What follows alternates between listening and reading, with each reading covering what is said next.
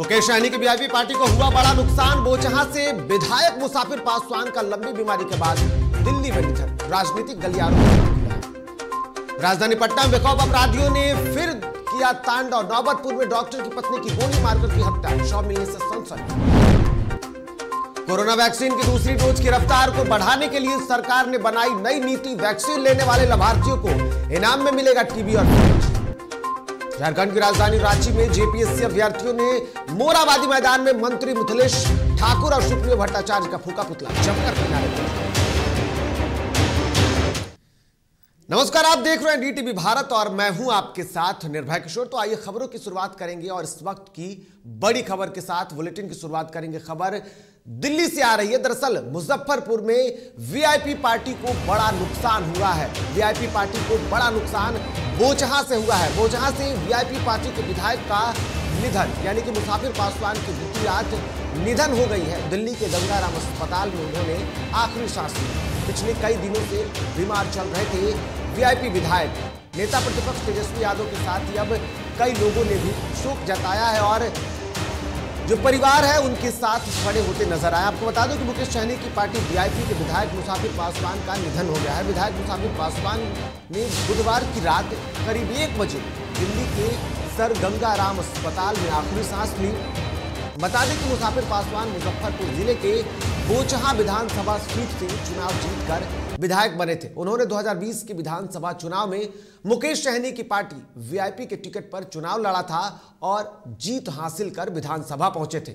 जानकारी के मुताबिक वीआईपी पार्टी के विधायक मुसाफिर पासवान पिछले दिनों लगातार बीमार थे और इसको लेकर के उनका इलाज चल रहा था। उन्हें लंग्स में शिकायत थी, जिसके बाद उनका इलाज दिल्ली के बड़े अस्पताल में हो रहा था। अपनी पार्टी के विधायक मुसाफिर पासवान के निधन की जानकारी पार्टी के प्रमुख और बिहार सरकार के मंत्री मुकेश सहनी ने सोशल मीडिया के माध्यम से दी।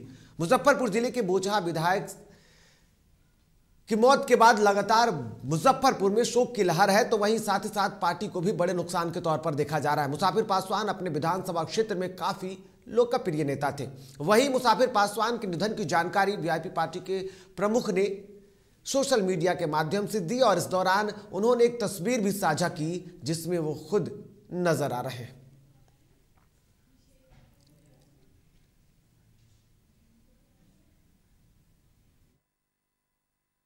तेजस्वी यादव ने भी इसको लेकर के दुख व्यक्त किया है और तेजस्वी यादव ने सोशल मीडिया पर इसकी जानकारी भी दी और साथ ही साथ उन्होंने दुख व्यक्त करते हुए मुसाफिर पासवान को याद किया और उनके कार्यकाल को याद करते हुए उन्होंने दुख व्यक्त किया।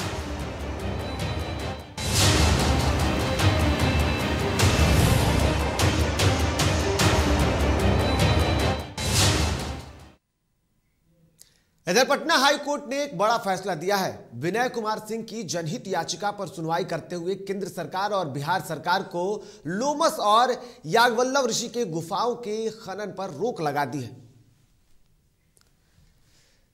और इस पहाड़ियों के फोटो 2 सप्ताह में कोर्ट में प्रस्तुत करने का निर्देश दिया है। कोर्ट ने जनहित याचिका पर जस्टिस राजन गुप्ता की खंडपीठ ने सुनवाई की। सुनवाई के दौरान कोर्ट ने सरकार के अधिवक्ता के.एन. सिंह से कहा कि इस स्थानों का धार्मिक महत्व है और पुरातत्व महत्व नहीं है। यह पूजा पाठ किया जाता है। याचिकाकर्ता की ओर से कोर्ट को बताया गया था कि लोमस और याज्ञवल्क्य ऋषि की गुफाएं केवल ऐतिहासिक दृष्टि से नहीं बल्कि जैव विविधता की दृष्टि से भी महत्वपूर्ण है।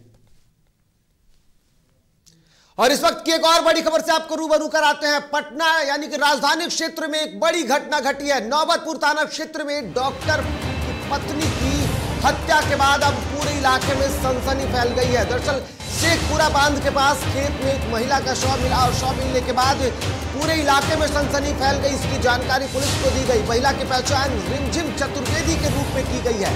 घटना के बाद इलाके में पूरी तरीके से सनसनी फैल हो गई है। वहीं फैली हुई सनसनी के बाद और लोगों की स्थितियों को देखते हुए खुद वहां जब प्रशासन को इस बात की जानकारी मिली तो नौबतपुर थाना पुलिस घटनास्थल पर पहुंची। राजधानी क्षेत्र के नौबतपुर में बेखौफ अपराधियों का जो तांडव है वो दिखा और इस दौरान जांच के दौरान महिला की पहचान हुई। आपको बता दूं कि नौबतपुर में बेखौफ अपराधियों ने एक बार फिर से बड़ी घटना को अंजाम दिया है। महिला की गोली मारकर हत्या कर शव को फेंक दिया। वही शव मिलने से इलाके में सनसनी फैल गई। घटना की सूचना के बाद मौके पर पहुंची पुलिस जांच में जुट गई, जहां मृतका की पहचान एसके पुरी सहदेव महतो मार्ग निवासी पटना के दंत चिकित्सक डॉक्टर विश्वजीत चतुर्वेदी की पत्नी रिमझिम चतुर्वेदी के रूप में हुई है, जो बुधवार की सुबह अपने आवास से निकली थी, जिनकी हत्या के बाद अपराधियों ने नौबतपुर के शेखपुरा बांध स्थित सौंडिक पर सड़क के किनारे खेत में फेंक दिया था। वहीं इस मामले की विस्तृत जानकारी में पुलिस जुट गई है और पूरे मामले को जुटाया जा रहा है। इस पूरे मामले को लेकर के पुलिस जो है वो सतर्क दिख रही है और साथ ही साथ इस मामले को हाई प्रोफाइल के तौर पर भी देखा जा रहा है। तो बिल्कुल आपको बता दूं कि नौबतपुर में डॉक्टर की पत्नी की हत्या के बाद पूरे इलाके में सनसनी फैल गई है। तो वहीं एक बार फिर से पुलिस प्रशासन पर सवालिया निशान खड़े हो रहे हैं। तो आपको बता दूं कि मामले की जांच में पुलिस जुट गई है। दरअसल महिला जो है वो डॉक्टर की पत्नी है और साथ ही साथ वो पटना में पार्लर चलाती हैं और इस दौरान वो बुधवार को निकली थी, जिसकी जानकारी खुद उनके परिजनों ने दी है। महिला के गायब होने के बाद जो उनका परिजन है वो परिजनों ने स्थानीय थाने में यानी कि एसके पुरी थाने में भी शिकायत दर्ज कराई थी, जिसके बाद शव मिलने के बाद जब उसकी पहचान हुई तो महिला की पहचान डॉक्टर की पत्नी के रूप में हुई। उसके बाद पूरी स्थितियां साफ हो गई है। हालांकि अब ये मामला और ये घटना किस कारण से हुई है, इस बात की जानकारी में पुलिस जुट गई है। मिली कि शेखपुरा बांध पर एक महिला का शव मिला है। वहां पर जब पहुंचे तो पता चला कि देखा कि महिला को गोली मार दी गई है। शव के पास ही एक 7.62 का कारतूस भी मिला है। महिला की पहचान अभी तक नहीं हो पाई है, पोस्टमार्टम के लिए भेजा जा रहा है। शादीशुदा महिला है क्या? हाँ, शादीशुदा महिला है। देखने से तो यही लग रहा था कि शादीशुदा महिला है। इधर सहायक थाना क्षेत्र के शरीफगंज नया टोला में एक चर्चित धनराज हत्याकांड को लेकर पुलिस ने एक अभियुक्त संतोष कुमार यादव को गिरफ्तार किया है, जिसको लेकर उनके परिजन और स्थानीय लोग आक्रोशित नजर आ रहे हैं। वहीं स्थानीय लोगों का कहना है कि धनराज यादव की हत्या में संतोष यादव को बेवजह फंसाया गया है, क्योंकि जिस दिन घटना घटी उस दिन संतोष किशनगंज में नहीं थे, माफ कीजिएगा किशनगंज में थे। वहीं दावा यह भी किया जा रहा है कि किशनगंज रेलवे स्टेशन के सीसीटीवी फुटेज में संतोष यादव की मौजूदगी देखी जा सकती है। इसके बावजूद संतोष को इस मामले में घसीटा जा रहा है। वहीं स्थानीय लोगों की मांग है कि इस मामले की हाई लेवल जांच हो और जल्द से जल्द जो स्थिति हो वो सबके सामने हो।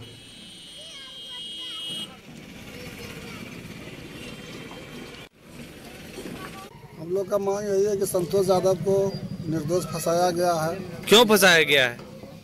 अब तो प्रशासन ही जाने कि क्यों फंसाया, चूंकि हम लोग किस हत्याकांड में? किस हत्याकांड? ये धनराज यादव का हत्याकांड में फंसा दिया है। मेरा बेटा के फंसाया गया है। क्या नाम है आपका बेटा का? हमारा बेटा का संतोष कुमार यादव। अच्छा, क्या चाहते क्या है?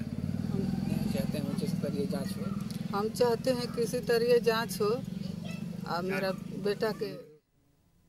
और एक बार बड़ी खबर से आपको रूबरू कराते हैं। कोरोना वैक्सीन की रफ्तार जो है वो बढ़ने वाली है। दरअसल बिहार सरकार ने बड़ा फैसला लिया है।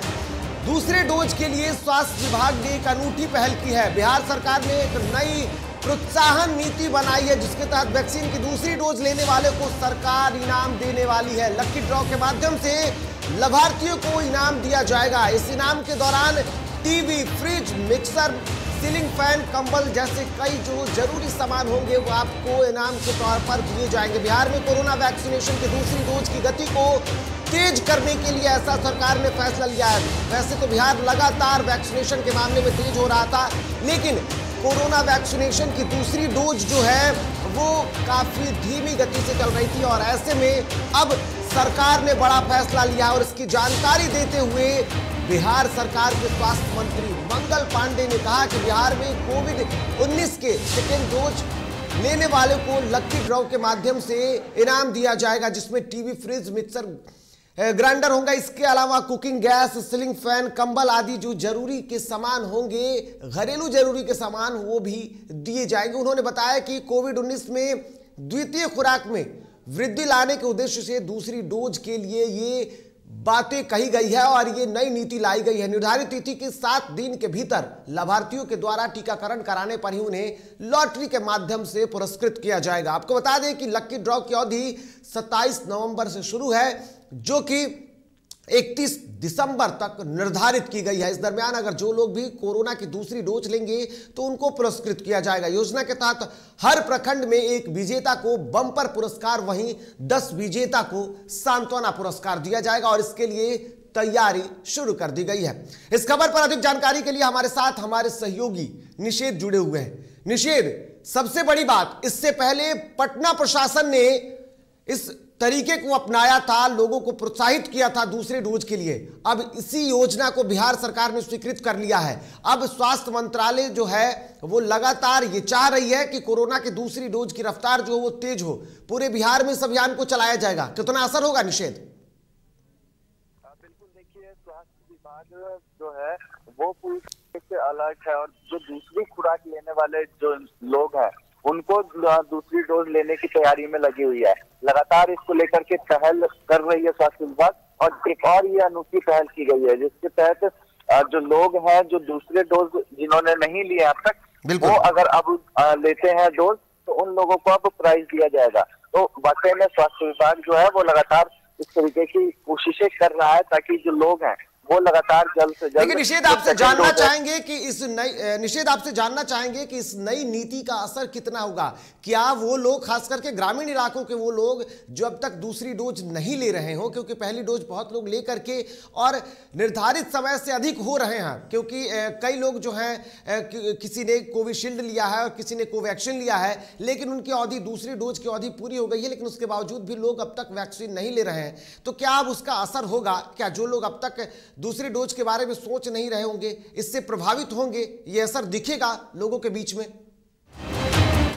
देखिए, निश्चित तौर पे असर दिखने वाला है क्योंकि स्वास्थ्य विभाग की तैयारियां उस तरीके की है। बिल्कुल, इससे पहले भी स्वास्थ्य मंत्री से हमने बातचीत की थी तो उन्होंने कहा था कि अभी तो ये प्राइस से जो लोगों को इस ओर आकर्षित किया जा रहा है कि वो सेकेंड डोज ले ले, लेकिन जो स्वास्थ्य विभाग है उन्होंने एक और तैयारी कर रखी है इसको लेकर के। और जो डोर टू डोर जिस तरीके से पोलियो का ड्रॉप दिया जाता था, उसी तरीके से डोर टू डोर स्वास्थ्य विभाग के कर्मी वहाँ पे जाएंगे और जिन्होंने सेकंड डोज नहीं ली होगी उनको सेकंड डोज वहीं पे ऑन द स्पॉट दिया जाएगा। स्वास्थ्य विभाग पूरी तैयारी में है और जिन लोगों को डोज नहीं मिला हुआ उनको अब डोर टू डोर भी डोज दिया जाएगा। तो कहीं ना कहीं इसका असर देखने को मिलेगा। तो कुल मिलाकर के देखें तो कोरोना वैक्सीनेशन को लेकर सरकार जो है वो लगातार आगे बढ़ती हुई दिख रही है और वो बेहतर तैयारियों में जुटी हुई है ताकि कोरोना वैक्सीनेशन की दूसरी डोज भी हो वो जन जन तक पहुंचाया जाए। बहुत बहुत धन्यवाद निषेध, हमारे साथ जुड़े और आपने अपनी बातों को रखा, अपनी जानकारियों को साझा किया हमारे दर्शकों के साथ। तो बता दूं आपको कि कोरोना वैक्सीनेशन को लेकर के बिहार सरकार लगातार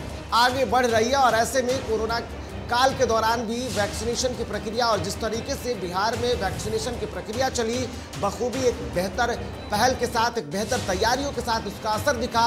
सबसे अधिक वैक्सीनेशन के मामले में बिहार ने अपना एक रिकॉर्ड बनाया और अब कोरोना की दूसरी डोज को भी अधिक से अधिक जन जन तक पहुंचाने की तैयारी है। और ऐसे में सरकार ने, और खास करके बिहार सरकार के स्वास्थ्य मंत्री मंगल पांडे ने यह कहा था कि जो लोग भी अगर वो कोरोना वैक्सीन लेने के लिए सेंटर तक नहीं पहुंच पाते हैं तो उनको घर घर तक वैक्सीन पहुंचाया जाएगा। इसके साथ साथ इस स्थितियों के मुताबिक लोगों को घर पर भी सर्वे किया गया था और उसके बाद अब दूसरी डोज की भी तैयारी आ गई और इसके लिए बेहतर तैयारी की जा रही है। फिलहाल आगे बढ़ते हैं और बात अब प्रधानमंत्री सुरक्षित मातृत्व अभियान की।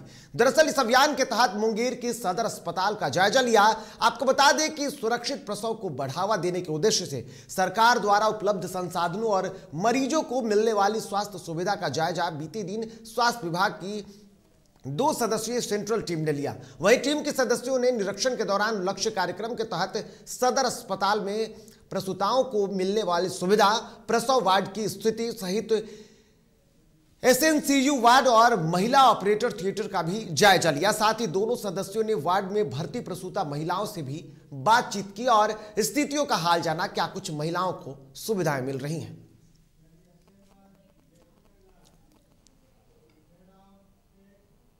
और आइए एक और बड़ी खबर आ रही है इस वक्त की पेट्रोल और डीजल की कीमतों में फिर से एक बार मामूली बढ़ोतरी दर्ज की गई है। तो इस वक्त की बड़ी खबर आ रही है पेट्रोल और डीजल के दामों में एक बार फिर से बढ़ोतरी की गई है, क्योंकि जिस तरीके से सरकार ने लोगों को राहत दी उसके बाद पहली बार पेट्रोल और डीजल के दामों में बढ़ोतरी हुई है। दोनों के दामों में बढ़ोतरी 22 पैसे की हुई है। तो आपको बता दूं कि 22 पैसे की बढ़ोतरी पेट्रोल और डीजल के दामों में हुई है। पटना में पेट्रोल और डीजल की कीमत की बात करें तो पटना में पेट्रोल और डीजल जो है वो पेट्रोल 106 रुपये 48 पैसे प्रति, जबकि डीजल के दाम जो है वो 91 रुपये 63 पैसे हो गए। तो एक बार फिर से लोगों के लिए ये समस्या दिखी है, एक बड़ा झटका कह सकते हैं, क्योंकि पेट्रोल और डीजल के दाम जो है वो लगातार बढ़ते जा रहे थे, लेकिन जिस तरीके से राहत दिखी थी उसके बाद तस्वीरें दिखी। और ऐसे में भागलपुर में पेट्रोल की कीमत की अगर बात करें तो भागलपुर में 106 रुपये 75 पैसे प्रति लीटर, जबकि डीजल की कीमत 91 रुपये 86 पैसे। वहीं गया में पेट्रोल और डीजल की कीमत की बात की जाए तो पेट्रोल 107 रुपये 48 पैसे, जबकि डीजल की कीमत 92 रुपये 31 पैसे। इस खबर पर अधिक जानकारी के लिए हमारे साथ हमारे सहयोगी उत्कर्ष जुड़े हुए हैं। उत्कर्ष, एक बार फिर से आम जन को बड़ा झटका लगा है, 22 पैसे मायने रखता है। जी बिल्कुल निर्भय, देखिए दिवाली के बाद जब प्रधानमंत्री ने कहा था कि डीजल और पेट्रोल में के दाम में कटौती की जाएगी, उसके बाद कटौती हुई थी, लेकिन देखिए अब फिर से जो डीजल और पेट्रोल के दाम है वो 22 पैसे बढ़ गए। देखिए इस चिंता को बीते दिन लालू प्रसाद यादव ने भी जताया था। उन्होंने कहा था कि जिस तरीके से बिहार में और पूरे भारत में पेट्रोल डीजल के दाम बढ़ रहे हैं, ऐसे में ट्रांसपोर्टेशन और तमाम उन चीजों पर इफेक्ट पड़ेगा और बिहार में फिर से महंगाई दर जो है वो बढ़ जाएगी। तो कहीं ना कहीं जो पेट्रोल डीजल के दाम लगातार बढ़ रहे हैं, ये सबसे बड़ा मुद्दा है बिहार में, पूरे भारत में, कि इसकी वजह से ट्रांसपोर्टेशन, सब्जी, खाने, तमाम चीजों के जो दाम है वो बढ़ते चले जाते हैं। तो कहीं ना कहीं ये एक 22 पैसे की बढ़ोतरी, 2 से 3 रुपए की बढ़ोतरी हो जाती है तमाम उन सामानों में जो ट्रांसपोर्टेशन से बिहार आते हैं।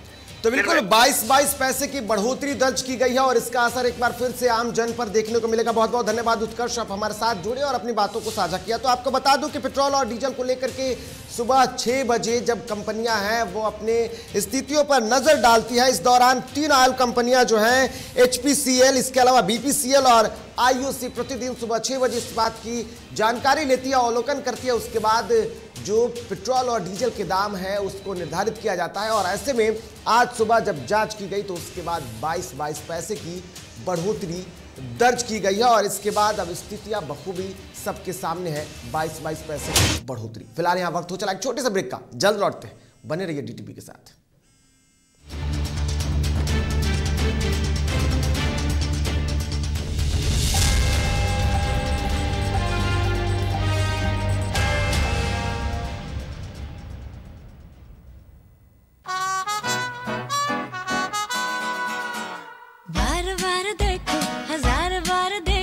ये देखने की चीज है, हमारा दिल रुबा ताली हो, ताली हो। This is my favorite. I like the way I look. I like this. Your wall looks amazing in this one. The wall. Yeah.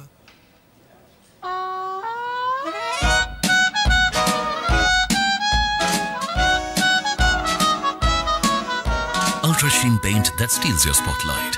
Royale Glitz with Ultra Sheen. Luxury with Teflon.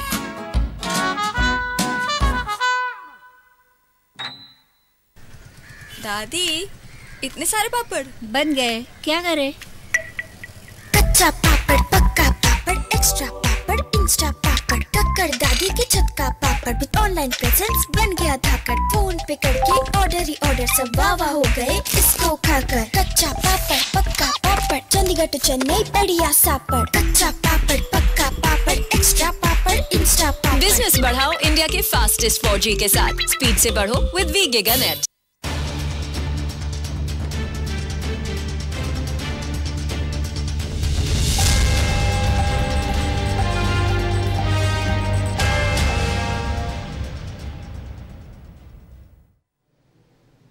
और break के बाद एक बार फिर से आप सभी का स्वागत है। तो बढ़ेंगे आगे और अब बात राजनीतिक जगत की करेंगे। मुख्यमंत्री नीतीश कुमार के कार्यकाल के 16 साल पूरे हो गए हैं और ऐसे में अब जेडीयू ने 15 सालों के कार्यकाल का ब्यौरा बुधवार को राष्ट्रीय अध्यक्ष ललन सिंह की अगुवाई में दी। 15 साल बेमिसाल कार्यक्रम के तहत जो कार्यक्रम थे वो कार्यक्रम संपन्न हो गए। इस कार्यक्रम में पार्टी के सभी बड़े नेताओं ने संबोधित किया। वहीं अपने संबोधन के दौरान ललन सिंह ने निशाने पर लालू प्रसाद यादव दिखे। राजद सुप्रीमो लालू प्रसाद यादव पर उन्होंने जम करके तंज कसा। सबसे बड़ी बात ये रही कि जेडीयू के इस कार्यक्रम में पार्टी के एक भी मंत्री या विधायक नहीं पहुंचे थे। दलित लोग नरसंहार में मारे जाते थे ना। जरा इतिहास उठा के देख लीजिए, 138 नरसंहार 15 वर्षों में लालू जी के शासनकाल में हुआ और 15 वर्षों के शासनकाल में नीतीश कुमार जी के शासनकाल में एक भी नरसंहार नहीं हुआ। ये इस बात का समय में तो दलित नरसंहार में मारे जाते थे और नीतीश कुमार जी ने कहा कि 15 अगस्त और 26 जनवरी को दलित वर्ग का ने कोई व्यक्ति जो सबसे बुजुर्ग हो वो गांव का व्यक्ति झंडा फहराएगा और उसके सामने उसको सलामी देने के लिए बिहार सरकार के मंत्री और सारे अधिकारी खड़ा रहते हैं। ये सम्मान उन्होंने देने काम किया। दलित महादलित वर्ग छात्रवृत्ति योजना चलाई उन्होंने, कई छात्रवृत्ति योजना है जो दलित और महादलित वर्ग के छात्रों को आगे बढ़ने के लिए, पढ़ने के लिए उनको छात्रवृत्ति दी जा रही है। कौन सी सरकार है इस देश में जिसने स्वर्ण आयोग बनाया हो? बिहार में अकेले नीतीश कुमार जी की सरकार है जिसने बिहार में स्वर्ण आयोग बनाया और स्वर्ण जाति के लोगों को आर्थिक रूप से और शैक्षणिक रूप से पिछड़े लोगों के लिए उन्होंने सर्वे कराने का काम किया। 2005-15 में जब बिहार में चुनाव हो रहा था, मुख्यमंत्री नीतीश कुमार जी ने 7 निश्चय की योजना की घोषणा की। कौन ऐसा बिहार देश का मुख्यमंत्री है जो चुनाव में किया गया वादा 5 साल के अंदर पूरा करके दिखाया हो? स्टूडेंट क्रेडिट कार्ड की योजना उन्होंने चलाई। उन्होंने कहा कि गांव तक हमने पंचायत स्तर तक प्लस टू के शिक्षा की व्यवस्था कर दी है और अगर पंचायत तक +2 के शिक्षा की व्यवस्था कर दी है तो उसके आगे अगर पढ़ना है, बच्चे को उच्च शिक्षा प्राप्त करना है तो उसके लिए वो अभिभावक के पास वो आर्थिक स्थिति नहीं है कि वो उसको पढ़ा सके। मुख्यमंत्री जी ने कहा कि 4 लाख रुपए की स्टूडेंट क्रेडिट कार्ड की योजना चलाई और उसका लाभ लोगों को मिला। पहले उन्होंने कहा कि बैंक करेगा इस काम को, बैंक को उन्होंने गारंटी दिया, राज्य सरकार ने सूद का भी और मूल का भी, दोनों का गारंटी। भले ही बिहार में दीपावली का पर्व समाप्त हो गया हो, लेकिन मुख्यमंत्री नीतीश कुमार के 16 सालों के कार्यकाल के पूरा होने पर 15 साल बेमिसाल कार्यक्रम के उपलक्ष्य में बिहार के कई जिलों में पार्टी के कार्यकर्ताओं और समर्थकों के द्वारा दीपावली मनाई गई। इस मौके पर सीएम के गृह जिले नालंदा स्थित उनके पैतृक गांव कल्याण में भी देखा गया ये नजारा। यहाँ जदयू प्रखंड अध्यक्ष रविकांत कुमार की तरफ से सीएम के गाँव को दुल्हन की तरह सजाया गया और लोगों के द्वारा हर चौक चौराहे पर घी के दिए जलाकर दीपावली मनाई गई। कि कल्याण विहार के लाल और हरनौत के सुपुत्र ने जो बिहार में विकास की बिहार को नई दिशा दी है और बिहार के नक्शा को जो बदलने का काम किया है वह भविष्य में भी करते रहें और बिहार को नई दिशा देते रहें, यही कामना और विश्वास रखता हूं और उनके प्रति आभार व्यक्त करता हूं कि हरनौत ही नहीं पूरे बिहार के नाम को पूरे देश में जिस रूप से उन्होंने स्थान प्रदान किया है वह काम आगे भी करते रहें। वहीं जहां बिहार के विकास को लेकर जदयू सारा क्रेडिट सीएम नीतीश कुमार को दे रही है तो बीजेपी ने भी अब इसका क्रेडिट अपने नाम करने की बातें कही है। दरअसल बीजेपी कार्यालय में हुए कार्य समिति की बैठक बीजेपी कार्यालय पहुंचे डिप्टी सीएम तारकिशोर प्रसाद ने जब डीटीवी भारत संवाददाता ऋतिक सुमन से बातचीत की, इस दौरान बिहार के विकास में बीजेपी का भी अहम योगदान बताया है।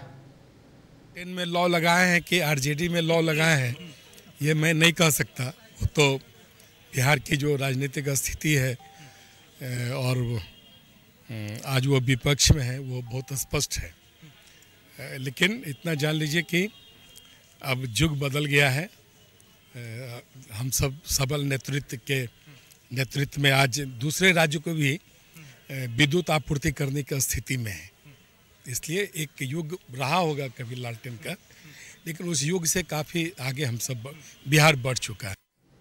और इस वक्त की एक और बड़ी खबर आ रही है, आपको बता दूं कि राजधानी पटना से इस वक्त की बड़ी खबर आ रही है। लालू प्रसाद यादव वापस दिल्ली जाने की तैयारी में है, तो राजद सुप्रीमो लालू प्रसाद यादव आज दिल्ली के लिए रवाना होने वाले हैं। इस वक्त की बड़ी खबर आ रही है, तो आपको बता दें कि पूर्व मुख्यमंत्री राबड़ी देवी और राज्यसभा सांसद मीसा भारती भी लालू प्रसाद यादव के साथ दिल्ली जाने वाले हैं। 11:50 पर पटना से नई दिल्ली के लिए रवाना होंगे लालू प्रसाद यादव। तो इस वक्त की बड़ी खबर से आपको रूबरू करा रहे हैं, राजद सुप्रीमो लालू प्रसाद यादव दिल्ली के लिए रवाना होने वाले हैं। लालू प्रसाद यादव चारा घोटाला मामले में एक अवैध निकासी जो कि बांका कोषागार मामले से था। बांका उप कोषागार मामले में जो निकासी हुई थी उसको लेकर के लालू प्रसाद यादव कोर्ट में पेशी के लिए आए थे। उनकी तबीयत ठीक नहीं और फिर वापस वो दिल्ली चले जाएंगे और 11:50 पर लालू प्रसाद यादव पटना से दिल्ली के लिए रवाना हो जाएंगे।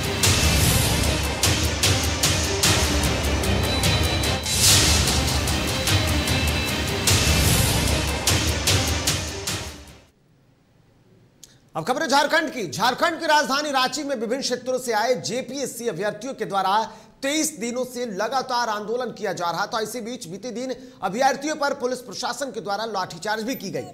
इस संबंध में जब जेपीएससी अभ्यर्थियों ने मंत्री से बात करनी चाहिए तो उन्होंने उनसे बात करने से साफ इनकार कर दिया, जिसके बाद अभ्यर्थियों ने आक्रोशित होकर मंत्रियों के विरोध में मोराबादी मैदान की बापू वाटिका में मंत्री मिथिलेश कुमार और सुप्रियो भट्टाचार्य का पुतला दहन किया और जमकर नारेबाजी करते नजर आए।